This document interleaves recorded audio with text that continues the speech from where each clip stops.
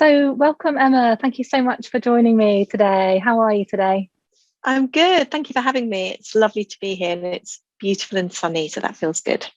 Amazing. Can you share a little bit about your story and how you got to where you are today? Yeah.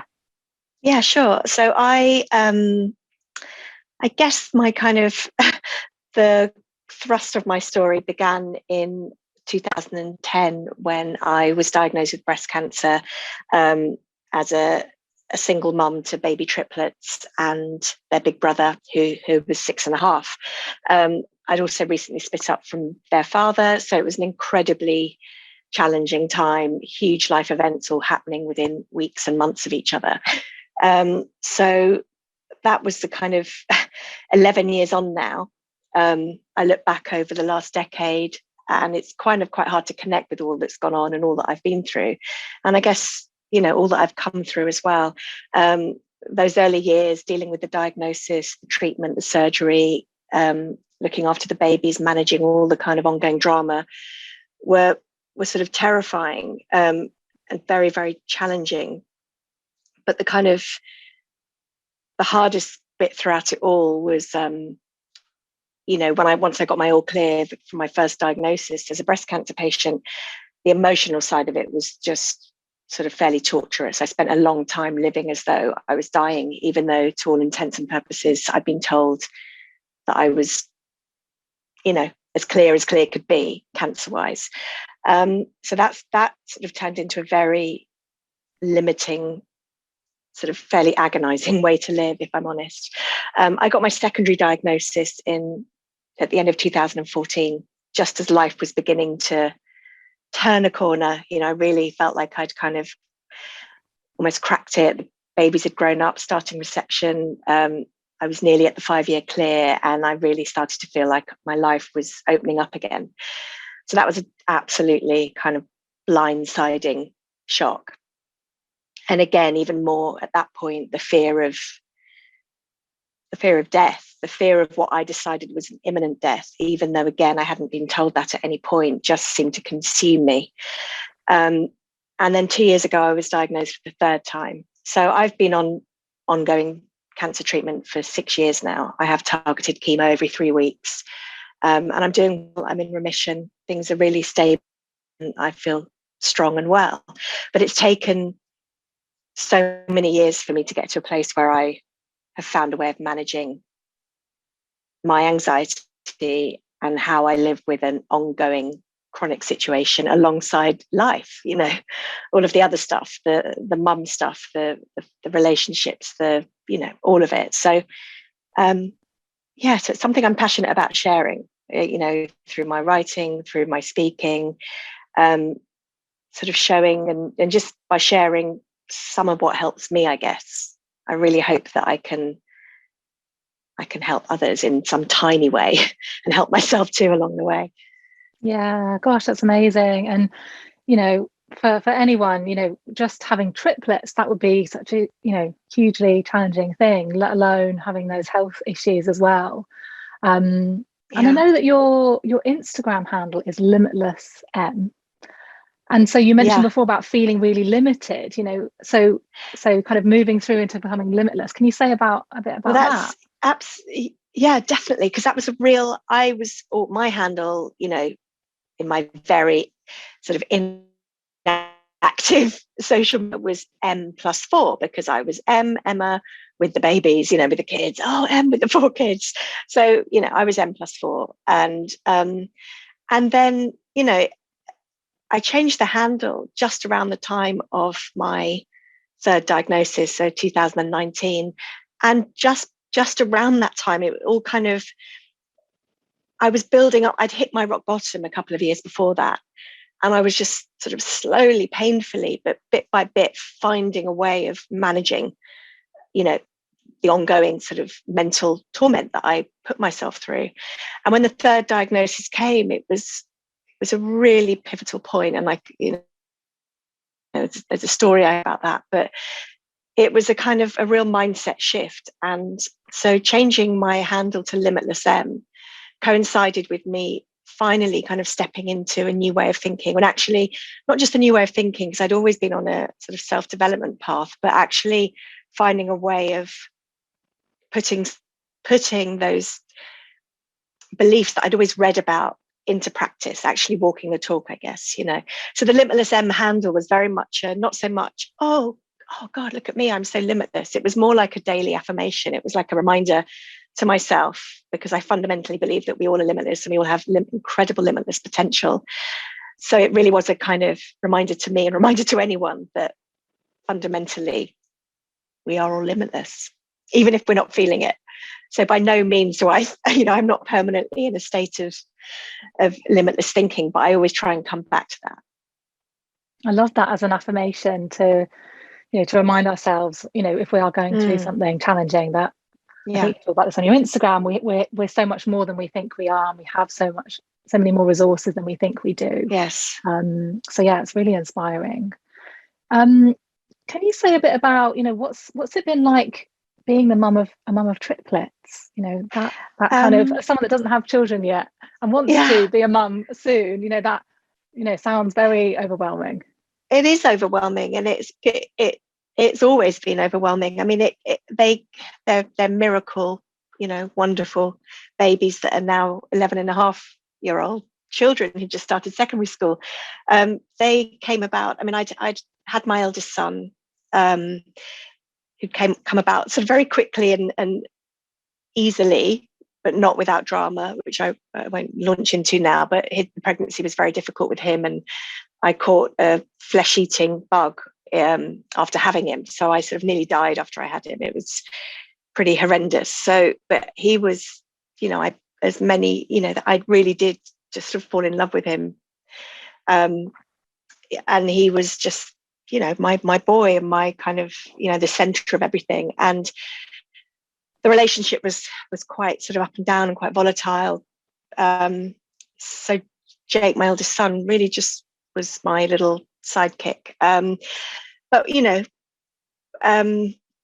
we started trying for a second baby when Jake was about 2.5, and nothing happened. And it took nearly 4 years to conceive. And in that time, I had recurrent miscarriages. And the obsession for what I thought would be one more baby sort of grew and grew and grew. And so the longing, the desire, the all-consuming kind of need to complete what I thought my vision of a family was, because I really feel that everyone has, whether it's one child, to often depending on what they grew up with. For me, it was kind of 2 children. That's what I'd experienced, and that would be my idea of my family complete. And no one can tell you when you're in the grip of that longing for a baby. And I just sort of described it in my book as almost like my womb was bullying me, because I couldn't rationalize these desires. They were so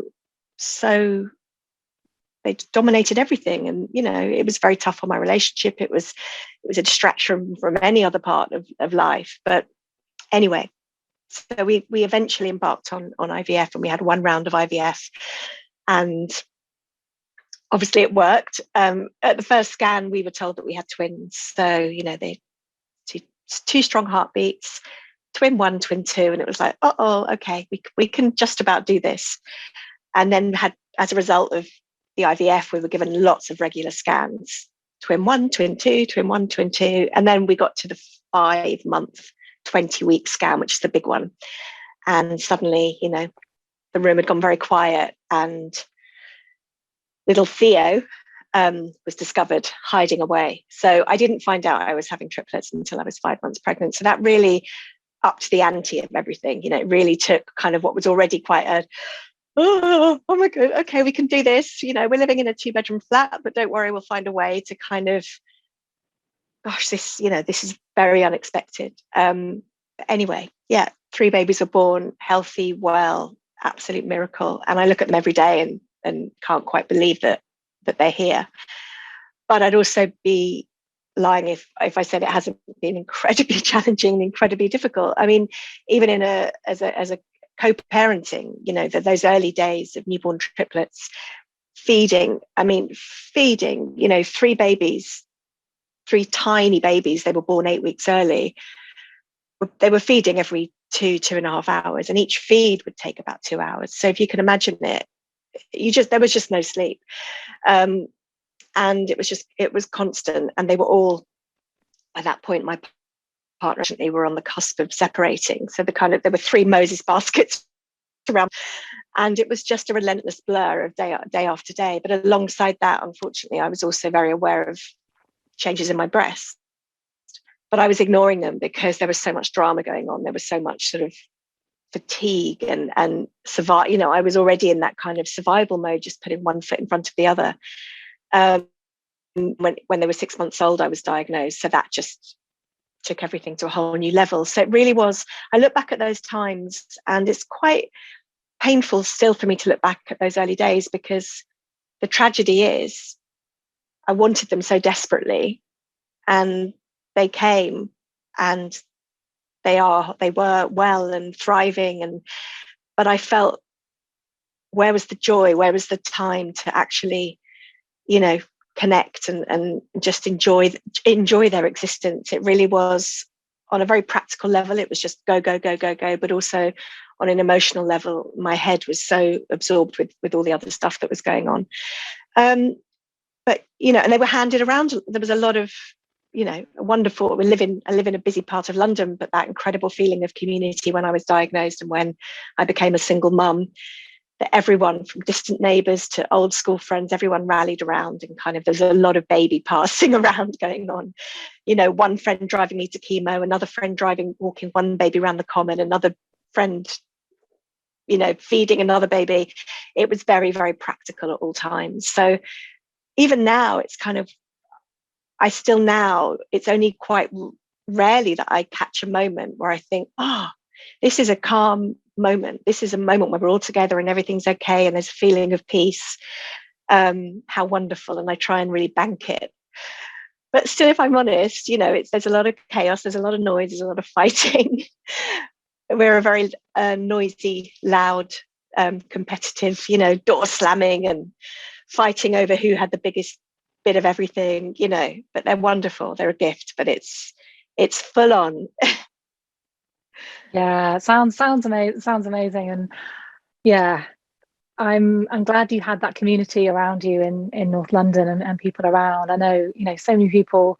I mean, I've just decided to move back to my hometown to be closer to my parents, so that if I hopefully have a baby, then I'm having that kind of support, because I just, I can imagine it's so difficult. I mean, it's difficult anyway, but without sort of support, I imagine really, really difficult. So I can't, I mean, I can't imagine things feeling harder than they felt. But the idea of me not having had, even though I was going through a very difficult time with the breakup, knowing that at the end of the phone or around the corner, there were often, if I'm on it, women, amazing kind of community of women in particular, that really held me up, which is priceless. Yeah. Can you talk a bit about how, what were some of the things that helped you to cope, when things were really challenging, through the uncertainty and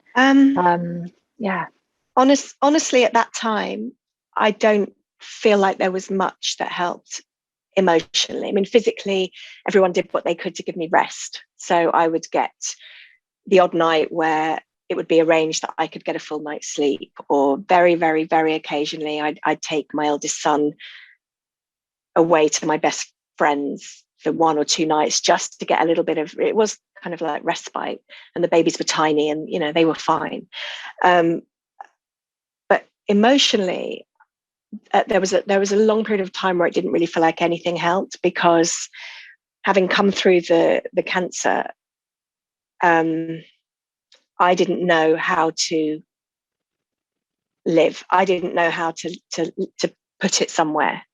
And, it's something that's talked about a lot, that often when the treatment ends, that really is when the kind of the tough phase begins in terms of your recovery, because you're kind of, as my oncologist described it, you can feel very lost at sea. You've left that sort of safe, very scheduled cocoon of a chemotherapy ward or dates in your diary and a whole schedule of treatment, everyone focusing on you. And then life, your hair grows back, you start getting a physical, energetic spring in your step again, but actually inside you're kind of, why aren't I feeling like the luckiest person alive? I'm here. Why am I? And so I look back, and that's why, again, the idea of being able to share any of what I've learned has helped me now to someone who's newly diagnosed feels so important, because I didn't seem to be able to find any relief back then. And as my journey has gone on with the kind of, first diagnosis, second, third, I've just slowly but surely sort of cobbled together a bit of a toolbox, an emotional toolbox that I draw on. And my kind of, I guess I've got my small handful of, go-to, whether it's a belief, whether it's a practice, whether it's the running, whether it's the kind of, coming from a place of gratitude. It's slowly but surely, and it doesn't, and I still struggle. I still find going to the hospital every 3 weeks, even on the best days where it feels routine and I know that I'm not going to hear anything or I'm not expecting any news. It's never easy, but I found a way, I guess. And a lot of that is based on also having become part of the most incredible online community and seeing how other patients and survivors and lifelong secondary patients live and cope and manage. And that's probably been the fundamental, that was the start of the turnaround for me, I think, because before I stepped into the online world, I was completely on my own in my head with it, because I didn't know anyone else, and I didn't want to go online. I didn't want to walk into a support group in a building somewhere. I didn't want to be connected with well, I've got a friend who, I didn't want that. I didn't want to hear anyone else's stories. I was too scared. But the thing that I found about, Instagram in particular is that I've been able to step into that world in a way that suited me. So initially sort of tentatively, sort of from the sidelines, and then bit by bit kind of stepping in, speaking up, other people speaking about their vulnerability. And it's just been the most incredible kind of melting pot of love and support and a shared vocabulary. And we're all at different stages where we've all got, different ways of coping. We've all got different words written on a medical report that may or may not dictate our future, but there will always be a shared language that virtually just by a like or a little message on a DM or watching someone's stories, you just think, oh, okay, I can do that too. Or I feel like that too today. Yeah. Do you think there are a lot of people who are going through cancer who don't have access to a community, or don't, like you, maybe it's too scary to go to the support group or to follow other people? I think there must be. I mean, I think for me, like 11 years ago, I don't feel like I look back even as a mum, and I think, gosh, all these, if when you have your little one, there'll be a new parent community that you might be feeding a baby in the middle of the night, and you might go online, and see someone else. And I look back now even as a mum and think, God, how amazing would that have been, 18 years ago when Jake was born, to know that, in those sleepless nights. And I think, in my world, I think, well, gosh, everyone's got access to that now, regardless of their age. But it isn't for everybody. Obviously, social media isn't for everybody at all. So, and I hate to think of anyone sort of struggling on their own, feeling that, whether it's a geographical isolation or a mental and emotional isolation. But all I do know is that this community is growing and growing and growing. And unfortunately, because more and more people are getting diagnosed, but it's an enormous community. So whether or not you want to be an active part of it, or whether you just want to take little bits that help you, it's there. And I would really, really, gently suggest for someone who's newly diagnosed, when they're ready, to just anonymously from behind, from the comfort of an account that they don't have to share anything, but just to kind of observe how other people are managing, because we've all got so much that we can share with each other, and it's transformative, I think. Yeah. And can you share a bit about what, the things that you've learned that have helped you to cope? You mentioned before, like a toolbox of things that you can kind of call on. Can you share what that is for you? Yeah, like I said a few minutes ago, I've always been someone who kind of had the teetering pile of books, by my bed, the kind of, self-help, the kind of going way back, Louise Hay, affirmations, feel the fear and do it anyway, then moving on to sort of law of attraction, Abraham Hicks. I've always had a belief that in expansive thinking, and knowing that through challenging circumstances, growth happens and wonderful things can come out of the darkest times. But I was very good at talking it and still not able to really connect. And I think there was a rock bottom. I sort of had a terrible mental sort of rock bottom a few years ago around the time of my honeymoon, and just joyless, just absolutely joyless. And it was really hard for everyone around me to see me on paper well, but just it was completely paralyzing, the fear.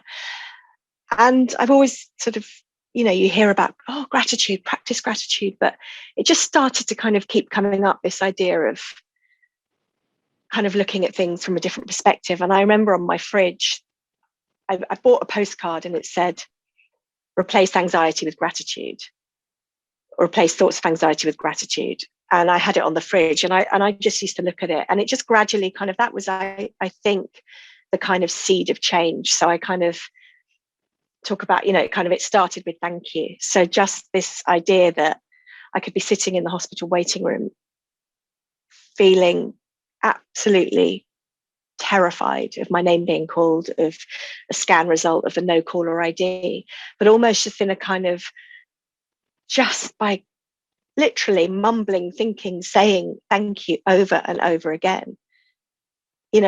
Thank you for the chair, thank you for the water in my glass, thank you for the shoes on my feet, thank you for the ground beneath me. Just however hard it felt to really, just by saying it and just by finding a list, anything to focus on, it would bring me back to the now. It would inevitably diminish, take me away from those dark thoughts, even just for a moment. So that was like the kind of first step. And then gradually, again, through kind of, the learning more about the kind of mind-body connection and really how incredibly powerful our thoughts are, realizing that I talk about kind of turning the volume down on the thoughts that don't serve us. So for me, the cancer dial was always an absolute kind of, eardrum splitting top volume. That noise was loud and overwhelming all the time. And sort of this idea of how can I, if the cancer volume's at a 10, what thoughts can I think to turn it down to a 9, 8, 7, 6, whether that's just a distraction, whether it's saying thank you, whether it's consciously choosing to think about something, anything at all that gives me a feeling of ease, and that kind of emotional guidance sort of system and the emotional scale. If you can't go from a place of desperate hopelessness to joy and elation, but you can go from despair and fear to a tiny chink of relief or a tiny feeling of, do you know what I mean? It's almost like pivoting up that kind of emotional scale. And that's what I've really become aware of, and I really consciously practice. And I don't always, doesn't mean by any way that I never have those dark thoughts. The tapes are always running. But rather than that kind of boulder of the sort of cancer boulder or whatever it is that your struggle is, sort of being here and me taking it with me wherever I go and it blocking out the sun, it's almost like, right, how do I turn the volume down? I almost shrink this big black boulder down to something that's a little bit more manageable, and it's all these kind of analogies, I guess. Yeah, love that. And the sort of, I mean, I've told this story a lot, but it was probably a top 5 life defining moment for me, which I have shared a lot, is on the day of my 3rd diagnosis 2.5 years ago. And Jake, my eldest son, was 15 at this point. 2.5 years ago. And I got the phone call in the afternoon from the oncologist to say, yes, the cancer had progressed again, and this was the situation, and this is what would need to happen. So my husband rushed home from work. My father and his wife, rushed around the corner. So, and Jake, my son, unexpectedly walked in from school a little bit early to find us in the kitchen, me looking ashen, my dad with sort of quiet tears streaming down his face, this kind of Black Monday, this awful feeling of, oh my God, and at that point we thought that I had a tumor on my lung. So it felt like a very, very dark day. And Jake is a quite quiet boy, and at that point even younger than he is now, and he just looked a bit stricken and just sat very quietly. So everyone else is talking and kind of, what are we doing, and then I just looked at Jake and I said, come on, let's just go out for a walk. So we just walked to the common, which is around the corner, walked to the cafe, got him a hot chocolate, and I veered between kind of being very, the parent, don't worry darling, it's going to be okay, this is what needs to happen, and I'm just going to have chemo again, and to, voice cracking, emotion spilling over. And he just was very, very quiet all the way and just sort of nodding quietly, asking the odd question, but just really listening. And just as we got to the exit of the common, just before we headed back home, he said, Mum, you've just got to live like it's not there. And it was one of those moments that even every time I think of it, I sort of get goosebumps, because it was, without over dramatizing it, it was a huge moment for me. And it sort of stopped me in my tracks. And it felt as though those words had come from somewhere other than a 15-year-old boy, and it was absolutely kind of, yeah, you're right. That's what I knew. I need to live like it's not there. And so and that ties in with this feeling of, we've all got an it, haven't we? We've all got something that is potentially the boulder that blocks out the sun, or the noise that is at top volume. How do we find a way of living with the challenges without those challenges colouring every other aspect of our lives? So that was the kind of point where I just really took things to another level, I guess, of real determination and conviction to live as big and bold a life as I possibly can, despite the uncertainty.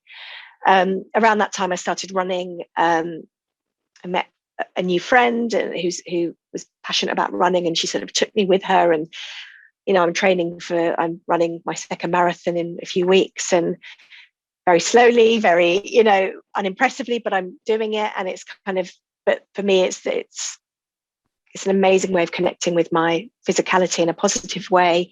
It reminds me that my body is strong and resilient, and that I'm here, and it grounds me. And so I feel incredibly lucky that I've found some ways of managing a situation that's never going to be easy, because even if by a miracle I'm lucky enough to stay as well as I am now forever, I will still always be a cancer patient. I will never get that kind of day of, I'll never get that guarantee. So it's navigating life, I guess, in the best way for us as individuals.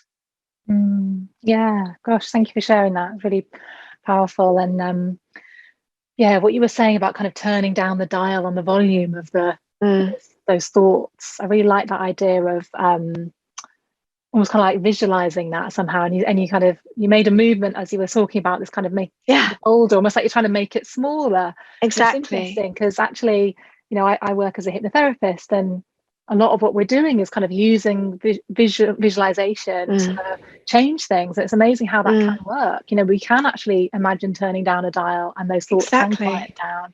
So I love that you shared that, and it's so powerful. And actually kind of just expanding slightly on that kind of idea is, again, around the last couple of years when all these kind of thoughts have slotted together for me in a way that I really sort of practice and access as often as I need to, and as often as I can, is this idea that we all say, it's easy to say, I don't want to be defined by whether it's my disease or my circumstances or this condition or that condition. But that's also helped me kind of really lessen the definition of being a cancer patient, as in, I can look at I can imagine my body from top to toe and think, okay, on paper, I have cancer. I'm a secondary breast cancer patient, but the top of my head doesn't have cancer. My toes don't have cancer. My smile will never have cancer. My eyes don't have cancer, and it's, let alone my heart and my soul and my spirit. And, when I was re-diagnosed 2.5 years ago, I could think, okay, there's the cancer's here. There's some cancer here and there's some cancer there. But look at all the other parts of me. And scientifically, that might not be accurate, because an oncologist might say, well, actually, the cells are all, but from a kind of using it as a tool point of view, if I can look at my arms and my elbows and my knees and my thighs and think they are cancer free, it just helps minimize, it just helps minimize the impact. Yeah, I love that. That's interesting. Someone, I was talking to someone the other day, and they say they're feeling anxious, but you know what? The tip of my nose isn't anxious. My fingers aren't anxious. My toenails aren't anxious. And you can use it for kind of anything, really, to just remember that it's not this all-consuming thing. It is quite a contained thing, really. And we can I love that idea of just shifting your mindset in that way. Yeah. But it's not, again, it's like, it took a decade, I'm so aware as well that if you're reeling from a new diagnosis, if you're reeling from, I've had a decade to kind of, it's also part of a process, isn't it? I've had to find a way of living with it. So, I would never say to someone who's reeling from an initial diagnosis, I mean, I could share some of what helps me, but you've also got to go through those different phases and find your way, Yeah, I think that's important to say, isn't it? Because we often don't, understandably, no one wants to feel bad. No one wants to feel anxious or scared or negative feelings. And we kind of almost, I think, sometimes make ourselves wrong for feeling that. Like, we should be able to deal with stuff. Like, I should be able to cope, or it's not okay that I'm feeling this. Or we try different techniques to try and make ourselves feel better. And if they don't work, we might feel like we're a failure, we're not doing it well enough. But actually, do you think there is just a part of, like, sometimes we just have to go through stuff, like we have to go through those big feelings?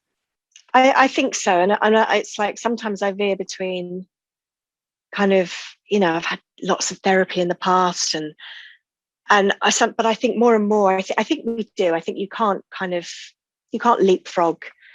I'm not great, as much as I feel like I work on myself. I'm not great at sitting with uncomfortable feelings. I don't find it easy at all. I just want them to stop. So, even now, recently, it's been quite a challenging patch, for other reasons. And I just really struggle with that discomfort, whereas someone else might find that, they might find that easier to cope with, or they just trust it more or surrender to it. But I think we have to allow that things to unfold.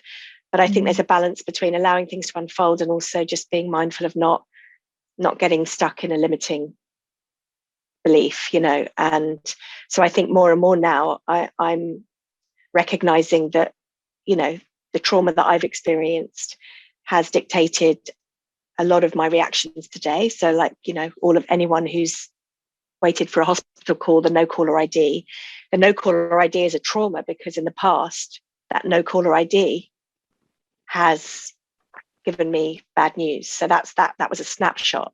That's what, that's why, of course, I react the way I do now. So it's bringing ourselves back to the understanding that we're reacting that way based on what we've been through. But actually, maybe our reality right now calls for a gentler reaction, if we can. It's a work in progress, isn't it? Because there's no point, I often say, there's no point where you think, well, I'm stumbling and learning as I go and tripping up and, head in my hands 1 minute and flying high the next. But I think, and again, that's what's so incredible about all of these conversations, that we all just open up to each other and share our vulnerabilities and our growth and our stuckness and our expansion, but we can all just, take little bits from each other, I think. definitely. And I think it can be so easy to look at someone else that's going through something, maybe the same thing as you or something different, and to kind of assume that they're handling it, that they like it's neat and contained and tidy, and Yeah. we're a complete No, mess and like, oh, I but know, I actually know. it's just not the case. I It's mean, never that. It's yeah, never that. yeah. Yeah. And also But we I'm can't, always, sorry, sorry. sorry. I was going to say, we can't know how someone is handling it. It's like you can't be inside someone else's nervous system and know exactly, like they may look totally okay and calm and together, and actually inside it's like very, Oh my they're goodness. going through I it. know. So I know. And that's why I think it is so important to share. If you are, there's no obligation to share anything, but if for those of us who are quite comfortable with sharing the nitty gritty, I think it's so important to share all of the colors, the shades of it all, because I'm very aware as well that, I do post a lot about running, and I run a lot because it helps me so much mentally. And I'm also very, very aware that I'm in a place where I can run. That I'm well enough and strong enough to run. But I'm acutely aware of how hard that must be for someone else who isn't currently able to make their body work for them in that way. So, but I think we just have to also not shrink ourselves as well. Just, because I'm well enough to be running, I have to remind myself that I don't have to play that down either. Again, because we're all just where we're at, and we're all just doing our best. absolutely. Yeah. What about in terms of like since COVID times, how have you kind of managed the changes and the challenges that's kind of brought up? I think, like many of us, I think at the beginning we all kind of almost felt the relief of being able to not of the expectations disappearing, of having to be at home, and I felt as that from a parental point of view, there'd been so many years of me not feeling present with the kids mainly because of anxiety. You can't be present in the moment when you're convinced that something's bubbling away that's going to kill you, however irrational that might be in that moment. And I know that those thoughts have affected my parenting in a way that I feel really sad about, and I struggle still with guilt about that. But so at the beginning of lockdown last year, it was, wow, we're actually all together, and I surrendered to it. And then of course the reality and wore off very quickly. It was a challenge. I sort of realized again, like I think lots of us have, that I'm quite introverted, and I really love my own company. I need my own company, and I need my own time, and I need silence, and I need to be alone, and I need to be able to shut myself away. And if I've very quickly sort of become depleted if I feel like I don't have any headspace. So that's kind of, so there was those just craving solitude and silence, but also at the same time knowing that the fact that we were all together and safe and well was also something to cherish. But and I think, like, again, I think lots of us are feeling like the world has opened up again, but I think most of us have stepped into it a lot less. There's a lot of things that we haven't picked up again. And it feels a bit easier to say no. I feel like I don't want to go out as much as I used to, not because I'm scared of catching COVID, but more don't need to, or I don't need to, I like home. I actually really like being at home.